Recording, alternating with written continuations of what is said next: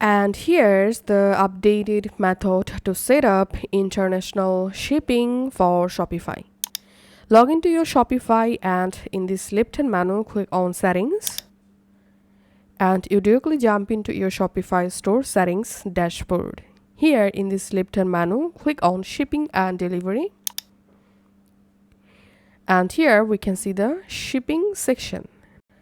Under general shipping rates, here we can see rates for domestic and rates for international. So to add international shipping, all you have to need click on this rates for field, and here you will find all of your available Shopify store products. And here under fulfillment location, first of all, select your current location or your business or your shop location.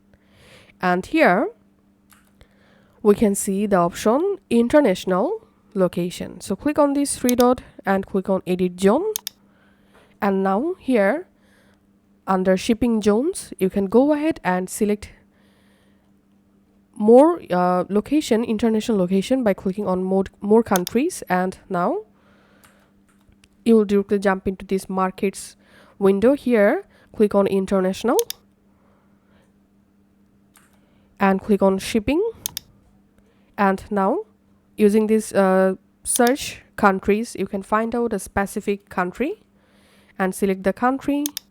And here click on manage in shipping and go ahead and add international shipping location or countries in this list. So here by default I have selected 28 international countries, and then I'm clicking on done. And here we can see I have 28 international country add date, and here we can see the standard rate for international shipping. In order to change it, click on this three dot, click on edit rate, and now shipping rate, you can change it shipping rate, and custom rate name, you can change custom rate name. And here we can see the price. For example, from my business location, I want to send a product to New Zealand, and the shipping cost will be 5,000 BDT. So here's I'm adding 5,000, clicking on done, and that's it.